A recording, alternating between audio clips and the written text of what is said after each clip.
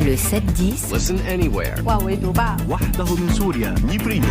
sur France Inter. Bonjour Franck Madevon. Bonjour Simon, bonjour à tous. La France réunit donc aujourd'hui plusieurs dirigeants européens à Paris pour tenter de reprendre l'initiative sur l'Ukraine face à Trump et Poutine.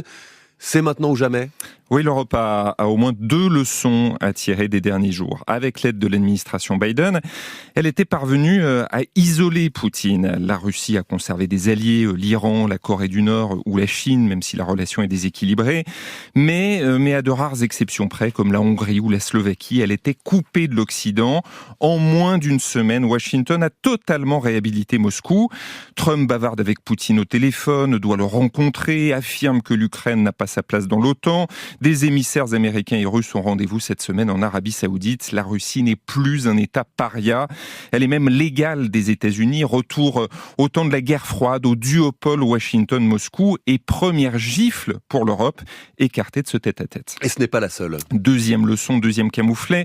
Non seulement l'administration Trump se passe de l'Europe pour négocier sur l'Ukraine, mais elle ne compte plus sur elle pour grand-chose. Le vieux continent n'a toujours pas digéré le discours cinglant vendredi du vice-président américain J.D. Vance à la conférence de Munich sur la sécurité. Pour lui, l'ennemi de l'Europe n'est pas la Russie ou la Chine, c'est la menace de l'intérieur, le recul de la liberté d'expression et l'immigration. Vance a même vanté les mérites de l'extrême droite allemande à 8 jours des élections.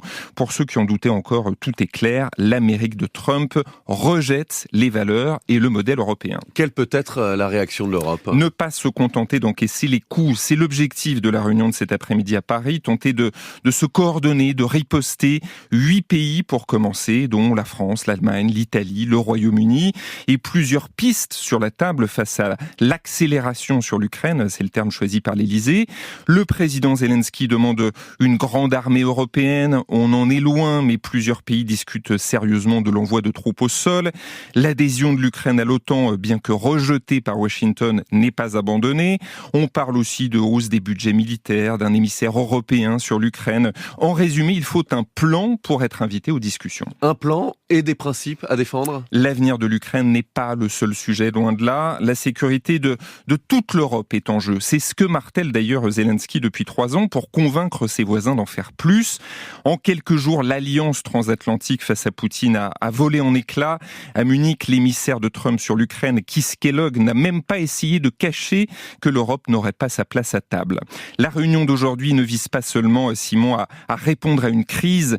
Elle ouvre un nouveau chapitre des relations internationales, une réflexion européenne sur la nouvelle stratégie à adopter face à une Amérique inamicale et une Russie qui ne s'arrêtera sans doute pas à l'Ukraine. Merci Franck Madevon.